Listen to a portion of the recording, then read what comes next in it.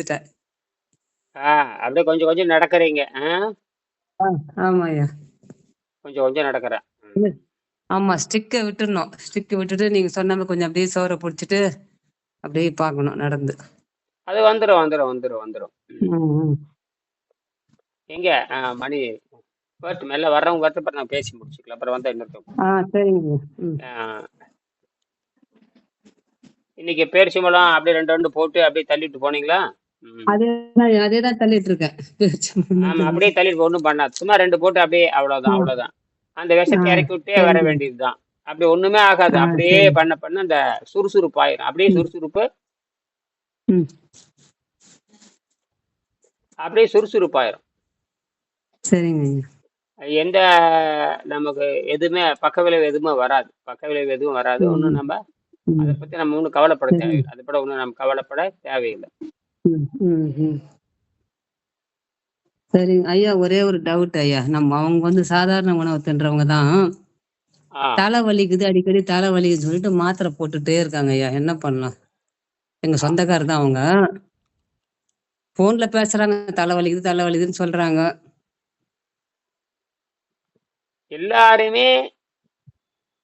எல்லாருமே வாழ்க்கையில ஒரு முறையாவது அகத்தூய்மை செய்ய வேண்டும்.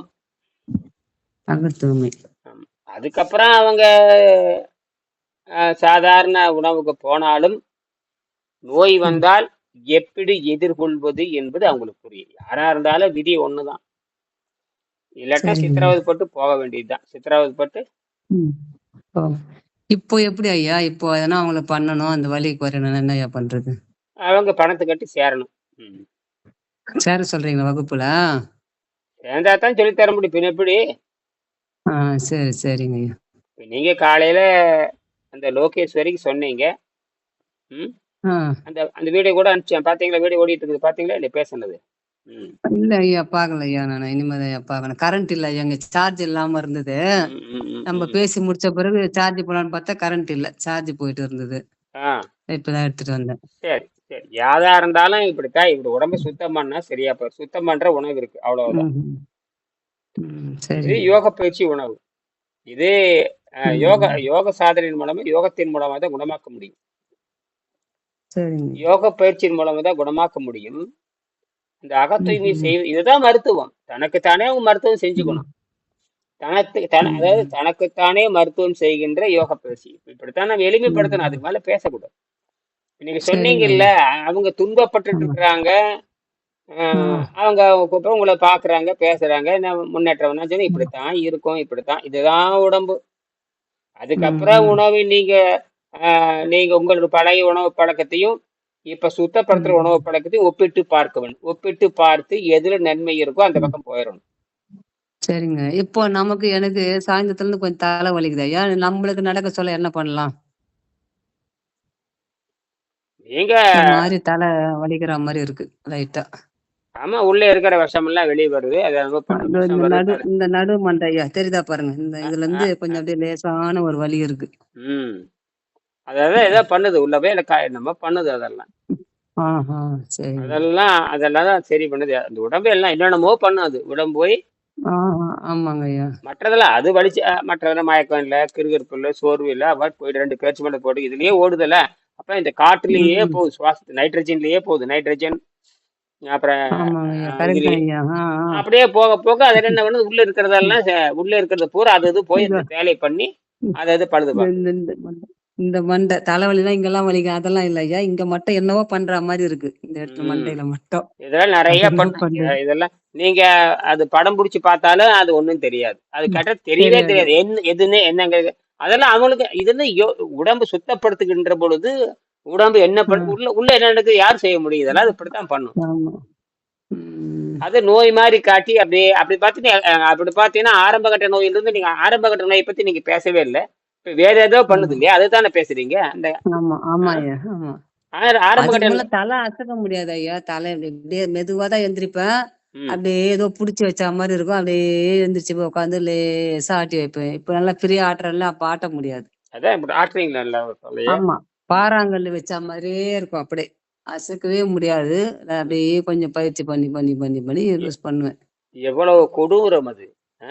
ஆமா, அந்த தலகாணியில படுப்பேன் ஐயா. திரும்ப படுக்கிறதுக்குள்ள எனக்கு அந்த பாறாங்கல்ல தூக்கி போட்டு திரும்பினா எப்படி இருக்கும், அந்த மாதிரி அந்த தலையை அப்படி சாய்ச்சி திருப்புவேன். அவ்வளோ கொடுமைகள்லாம் அனுபவிச்சேன் நான். அதே மாதிரி அவங்களும் 11 வருஷம் அவங்களும் 11 ஆண்டு அந்த பிரச்சனை இருப்பாங்க. அவங்களும் 11 ஆண்டுன்னு சொன்னாங்க. எத்தனையோ இருந்துட்டு போட்டு அப்படிங்களா? உங்களோட தானே அவங்களு வந்தா, உங்களோட தானே நாங்க ஆண்டுகள் என்கிட்ட சொல்லல ஐயா. அது எவ்வளவோ இருந்துட்டு போகுது. இந்த ஆண்டெல்லாம் கணக்கு கிடையாது. ஆமா.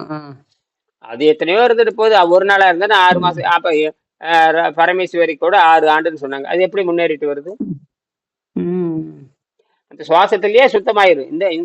இங்க என்ன இயற்கை உணவு தான். இயற்கை உணவு, இயற்கை நீரும் போது இயற்கை காற்று, அதோட நீங்க போயிடுறீங்க. அதுதான் வாழ்க்கை. ஏன் உங்களுக்கு அதுல மலஜலம் நின்று போச்சு, சிறுநீர் கட்டுப்பாடு வந்துச்சு, ரத்த சுத்தமா, இதெல்லாம் எவ்வளவு பெரிய. அப்ப ரத்த சுத்தமாகும் பொழுது பழசு அது என்ன பண்ணுது, எங்கெங்க என்னென்ன இருக்கோ அதெல்லாம் சரி பண்ணிட்டே போகுது. அதெல்லாம் ஆமாய்யா, அதான் வலிக்கு தலை என்னன்னு சொல்ல தெரியல, ஒரு மாதிரி இருக்கு மண்டைய. ஆமா, அப்படிதான் சொல்லுவீங்க. எனக்கு நீங்க சொல்லக்கூடிய எந்த அறிகுறியிலும் 30 வருஷம் 40 வருஷமா 30 வருஷமா இல்லையே. இல்ல உங்களுக்கு. ஏன்னா நான் இயற்கை உணவுல இருந்தங்காட்டி நான் தப்பிச்சிட்டேன். இயற்கை உணவு அல்ல, அகத்தூய்மை, நீர் பயிற்சி, அகத்தூய்மை மாறி மாறி 7 வருஷம் செய்யறதுனால இதை பாக்குறவங்களுக்கு அதிசயமா தெரியுது. இது நாம என்ன நினைக்கிறாங்கன்னா, உடம்புக்கு சக்தி கீரையில இருந்து வருதுன்னு நினைக்கிறான். கீரை சாப்பிட்றோம்ல, அதுல இருந்து வருதுன்னு நினைக்கிறான். அப்புறம் ஒருத்தர் என்ன நினைக்கிறான், தேங்காய் சாப்பிட்டு அதுல இருந்து வருதுன்னு நினைக்கிறான். ஒருத்தர் நினைக்கிறான் வாழைப்பழம் தின்னு அதுல இருந்து வருதுன்னு நினைக்கிறான். ஒருத்தர் நினைக்கிறேன் முட்டை சாப்பிட்டு அதுல இருந்து வருதுன்னு நினைக்கிறான். இப்படி நினைக்கிறவங்க என்ன பண்ணும், அப்படிதான் இந்த தேங்காய் பழத்துக்காரன் கிட்ட கேக்குறாரு. அவருக்கு என்ன இருக்கு அவ்வளவுதான் தெரியும். நான் கீரை சாப்பிட்றேன். முட்டைக்கோசு எப்படி, முட்டைக்கோசுல அவன் என்ன நினைக்கிறான், முட்டைக்கோசுல சத்து இருக்குன்னு அந்த நினைக்கிறான். இது அடிப்படையே தப்பு, அடிப்படையே தப்பு. காலையில அப்படி மதியானம் அதை பத்தி பேச போறோம். அந்த புத்தகத்தை எடுத்துக்கணும். இந்த தெரசா நியூமன் அவர் எப்படி அழகா கேள்வி கேட்கிறாரு. நீங்கள் அந்த உணவு ரொட்டியினால் வாழ முடியாது. உணவு ரொட்டியினால் நீங்கள் வாழ முடியாது. நீங்கள் வானத்திலிருந்து வரக்கூடிய சக்தியினாலும் காற்று உணவினாலும் நீங்கள் வாழ்கிறீர்கள் என்று நான் சொல்லுகிறேன். நீங்கள் அப்படி சொன்னதுக்கு எனக்கு ரொம்ப நன்றி. நான் எப்படி வாழ்கிறேன் என்று நீங்கள் புரிந்து கொண்டதுக்கு மகிழ்ச்சி அடைகிறேன். இதுதான் ஒரு அறிவுக்கான பதில். இதான் எப்படி கேள்விக்கிறாரு அவரு. இதுதான் அதனாலதான் அவங்க இந்த மாதிரி நீ என்ன திங்கிற, கீரை திங்கிறியா, தலைவாரு இல்லையா, முகம் என்னாச்சு, மொட்டை என்னாச்சு, தலையில வெள்ளை நினைச்ச முடி என்னாச்சு, இப்படியெல்லாம் கேட்பாங்க யாராவது. இப்படி யாராவது கேட்பாங்க. இப்படித்தான் அந்த தேங்காய் பழம் சாமி என்கிட்ட கேக்குது. தேங்காய் பழம் சாமி இது ஏதாவது அறிவுக்கு பொருந்துதானே பாருங்க. எப்படி செய்யறீங்க உடம்புல பாருங்க. இதுதான் அந்த கேள்வி. அந்த ரொட்டி எவ்வளவு பெரியது. நான் என்ன சொல்றேன்னா, ரொட்டிக்கு பதிலா கீரை சாப்பிடுறேன். என்னது கீரை சாப்பிடுறேன். அது 1 கிலோ இருந்து 1/2 கிலோ இருந்தேன். அதுலதான் ஒண்ணும் இல்லையா. அதாவது சீவக்கட்டைன்னு சொல்லியாச்சு. என்னது சீவக்கட்டையில இருந்து சக்தி வருமானு கேக்குறேன். சீவக்கட்டை எதுக்கு வச்சுக்கிறீங்க வீட்டுல? தொடப்பு கட்டி சுத்தம் பண்ணத்தானே வச்சிருக்கிறீங்க. சீவக்கட்டை எதுக்கு வச்சிருக்கிறீங்க? சுத்தம் பண்றது. வேற எதுக்கு வச்சிருக்கிறீங்க சீவக்கட்டையா? தலைக்கணி வச்சு படுக்க போறீங்களா? எதுக்கு வச்சு பயன்படுத்துறீங்க சீவக்கட்டையா? தொடப்பு கொட்டி எதுக்குமா பயன்படுத்துறீங்க? என்ன பதிலே காணோம். ஆமா ஐயா, சுத்தப்படுத்துறது ஐயா. அதை விட்டு போட்டு சீவக்கட்டையில இருந்து சக்தி வருதுன்னு சொன்னா ஒத்துக்குவீங்களா? சீவக்கட்டையில இருந்து அது மாதிரிதான் நினைச்சுக்கிறாரு. என்னது அதைத்தான் நான் என்ன நினைக்கிறேன்னா, நான் என்ன புரியுது, நீ வாழைப்பழம் தின்னா புடலங்காய் தின்னு வெளிக்கு போறாள். என்னது வெளிக்கு போறாள். அது நல்லதா இருந்தா உள்ளே இருக்கணுமே இல்லையா? அப்ப உடம்பு வேண்டான்னு வெளியே தள்ளுது. உடம்பு வேண்டான்னு வெளியே தள்ளுது. அந்த வெளியே தள்ளுறத நாம தினம் பல்லு விளக்குற மாதிரி கொஞ்சம் கீரை சாப்பிட்டுக்கிறோம். அவ்வளவுதான். கீரை சாப்பிட்டா குடல் சுத்தமாயி போயிட்டு. சேவக்கட்டை இங்க போடுறோம். உள்ள சேவக்கட்டை கீரை தான். அப்புறம் தண்ணி அவ்வளவுதான். அது நீங்க சாப்பிடுறது உணவே கிடையாது. வெளியிருந்து வர நைட்ரஜன், வெளியிருந்து வர ஆக்சிஜன், வெளியிருந்து வர ஆர்கான், வெளியிருந்து வர கார்பன், அது மாதிரி காஸ்மிக் எதிர். காஸ்மிக் ஒண்ணும் இல்ல. அண்ட வெளியில் இருக்கிற கதிர்கள், அதாவது கடவுள் கடவுள் துகள்ங்கிறான், டபிள்யூ போசான் துகள்ங்கிறான், அப்புறம் ஜெட்டு போசான் துகள்ங்கிறான், குவார்க் போசான் துகள்ங்கிறான், அப்புறம் வந்து ஹிக் போசான் துகள்ங்கிற, இதெல்லாம் கடவுள் துகள்ங்கிறான். அதாவது கடவுள் துகள். துகள்ல கண்ணுக்கு தெரியாத அலைகள், அது வந்து நம்ம உடம்புல பூந்துட்டே போகுது. அதான் கடவுள் இருந்துச்சு. இதுதான் இயற்கையா நடக்குது. இதான் வந்து இயற்கையா நடக்குது. அதை விட்டு நீங்க ருசிக்கு திங்கிறதுனா இதுல கிடையாது. ருசிக்கு தின்னாலும் பசிக்கு தின்னாலும் அந்த அந்த சக்தி உள்ள போறது போயிட்டு தான் இருக்கும். உள்ள போறது போயிட்டு தான் இருக்கும். நீங்க என்ன பண்ணிக்கிறீங்க? காப்பில இருந்து வருது, இட்லில இருந்து வருது, தேங்காய் சட்டில இருந்து வருது, கொய்யா பழத்துல இருந்து வருது. இதெல்லாம் ஒரு புடலங்கம் கிடையாது. என்னது? ஒரு புடலங்கம் கிடையாது. அப்புறம் அதெல்லாம் உங்களுக்கு பரிந்துரைச்சிருப்பா இல்லையா? அதெல்லாம் இல்ல. அன்னப்பாதையில படுகிற விஷயத்தை இறக்குவதற்கு போட்டேன். இப்ப இங்க ஒருத்தனைக்கான சரி பரவாயில்ல இருக்கட்டும். இப்ப நான் நிறைவு செய்யலாம். ஆகையினால உங்களுக்கு சக்தி, நான் கடவுள் ஒளியால் வாழ்கிறேன் அந்த அம்மா சொல்லுது. உடனே இவர் சொல்றாரு, உங்களுக்கு சக்தி விண்வெளியிலிருந்தும் சூரியனிடமிருந்தும் காற்றிலிருந்தும் என்று காற்றிலிருந்து வருகிறது என்று நான் நினைக்கிறேன். நான் எப்படி வாழ்கிறேன் என்று நீங்கள் புரிந்து கொண்டதற்கு மிக்க மகிழ்ச்சி. இதுதான் ஒரு அறிவாளிகளுடைய விவாதம், ஒரு அறிவாளிகளுடைய கலந்தாய்வு, அறிவாளிகளுடைய ஒரு கலந்தாய்வு. இந்த கலந்தாய்வு கலந்து ஆய்வு செய்யறாங்க. இவர் கேட்க போறாரு. அந்த அம்மா சொல்லுது, நான் கடவுள் ஒளியால் வாழ்கிறேன்னு சொல்லும்போது அவர் சொல்றாரு, காற்றிலிருந்தும் சூரியனிலிருந்தும் சூரியனிலிருந்தும் காற்று எல்லாம் சொல்றாரு பாருங்க. சூரியனிலிருந்து வர கதிர்கள், காற்றிலிருந்து வர ஆற்றல், விண்வெளியில் இருந்து வருகின்ற ஆற்றல், இவற்றால் நீங்கள் இவற்றால் தான் நீங்கள் வாழ்கிறீர்கள் என்று நினைக்கிறேன். அதுதானே கடவுள் ஆற்றல். அந்த அம்மா சொல்றதுக்கு ஒரு விளக்கம் சொல்றாரு. அவர் அம்மா சொல்றதுக்கு விளக்கம் சொல்றாரு. அதுதான் நானும் சொல்றேன். அதான் இயற்கை சட்டம். அதுதான் இயற்கை. அப்படித்தான். அப்ப இயற்கை சக்தி எங்க இருந்து வரும்? இப்படி அப்ப இந்த உடம்பு அதனாலதான் இயற்கை எங்க பார்த்தாலும் சக்தி நிறைந்ததாக இருக்கிறது. நீ என்ன பண்ற? சோத்து சட்டில் இருந்து சத்து வருது நினைக்கிற முண்டங்கள். நானும் அப்படித்தான், நீங்களும் அப்படித்தான். அத வெளியிருந்து வெளியிருந்து வரக்கூடிய சமைத்த உணவுகள் சாப்பிடுகின்ற பொழுது ரத்தம் புளிச்சு போய் அழுகி போகுது. என்னது?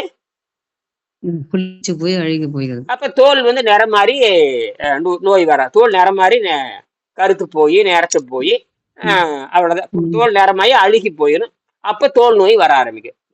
தோல் நோயே வருது. மேல இருக்கிற தோல் எவ்வளவு பாதுகாப்புது, எவ்வளவு பயங்கரமா எல்லா நோய்களையும் தடுப்புது நோய் தோல் தான். அதுவே அழுகுதுன்னா அப்ப மொத்தமா உள்ள அழுகி போச்சுன்னு அர்த்தம். என்னது? ஆமாயா, அதனால வெளியே தோல் மூலியமா காட்டுது. இப்ப ஒரு வாழைப்பழம் வாங்குறீங்க, அல்லது ஒரு மாம்பழம் வாங்குறேன்னு வச்சுக்கோமே. இந்த தோல் நேரம் கருப்பாயிடுச்சுனாவே உள்ள கெட்டு போச்சுன்னு தானே அர்த்தம். உடனே அழுகி போச்சுன்னு எங்க போடுறீங்க? குப்பையில போடுறீங்களா இல்லையா? அந்த அழுகலை திருப்பி புதுசிக்க, அந்த அழுகி போனதை திருப்பி நீங்க புதுப்பிக்கவே முடியாது. அந்த மாம்பழம் அழுகி போனதை திருப்பி என்ன பண்ண முடியாது? புது மாம்பழமா மாற்ற முடியாது. ஆனா மனிதன் மட்டும் மாற்றிக்கொள்ள முடியும். மனிதனுக்கு மட்டுமே மாற்றிக்கொள்ள. இப்ப புரியுதா? புரியுது. அதுதான் ஓரறிவு. அதுக்கு முன்னேற்றம் தேவையில்லை. அதுக்கு முன்னேற்றம் தேவையில்லை. ஆனால் நமக்கு மட்டும்தான்.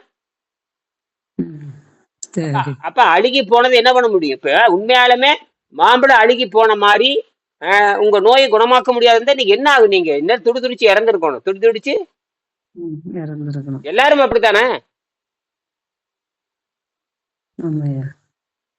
சத்தம் குறைஞ்சிருச்சு. சக்தி போயிடுச்சா? ஆமாயா, சக்தி போயிடுச்சு. உங்களுக்கு பேச சக்தி இல்லையா? வருது வருது. வேற சந்தேகம் இருக்கா? இல்லையா, யாரும் இன்னைக்கு வரல. அவர்தான் வந்திருக்காரு, ஐயா பன்னீர்செல்வம் ஐயா வந்து. ஆமாம், அவர் கேள்வி கேட்கறது இல்ல. அவரு படிப்பாரான்னு தெரியுது. கேள்வி கேட்டா பதில் சொல்லலாம்.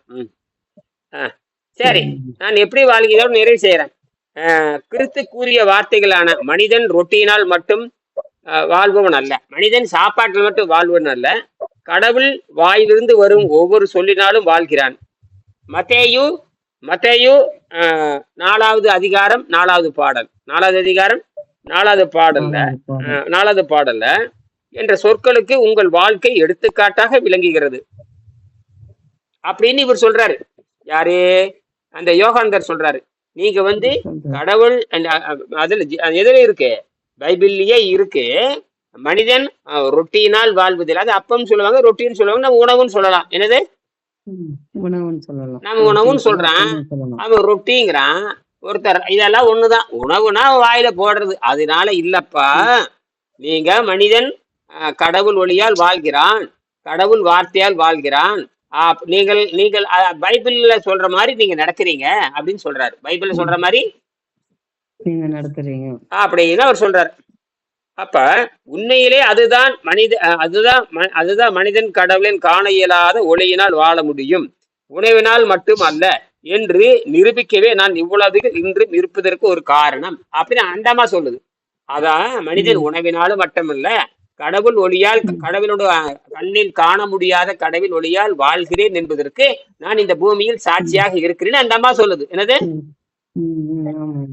அப்ப இது இப்ப நாம என்ன பண்றோம், இது சாட்சியா வச்சுக்கிட்டு நான் வெங்கடேசனுடைய அந்த உணவு இல்லாமல் வாழும் கலையை பயன்படுத்தி வெங்கடேசன் என்ன பண்ணாரு, அவருடைய ஆசிரியரே வந்து ஜெர்மன் டாக்டர் தான். ஜெர்மன் டாக்டர் அர்னோல்ட் டேக்கரட் தான் அவருடைய ஆசிரியர். 95 விழுக்காடு அவருக்கு நம்பிக்கை கொடுத்தது அந்த அறிவு சார்ந்த ரேஷனல் ஃபாஸ்டிங், அறிவு சார்ந்த நோன்பும் சளிக்குறந்த உணவும். இதுதான் 95 விழுக்காடு நம்பிக்கையை கொடுத்தன. அதுக்கப்புறம் 5 விழுக்காடு தான் திருக்குள் இருந்து எடுத்திருக்கிறார். அப்ப 95 விழுக்காடு அறிவை தந்தது ஜெர்மனி, 95 விழுக்காடு அறிவை தந்தது ஜெர்மனி அர்னால்ட் டேக்கரட்டுடைய புத்தகம் தான். 5 விழுக்காடு தான் தமிழிலிருந்து எடுத்திருக்கிறார். அவ்வளவுதான் விஷயமே. அப்ப தமிழ்ல இருக்கும் பொழுதுதான், அப்ப அந்த சுத்தப்படுத்தும் பொழுதுதான் தெரிகிறது இது இந்தியாவில் பல ஆயிரம் ஆண்டுகளாக ஏற்கனவே இருந்திருக்கிறது என்பது புரிகிறது.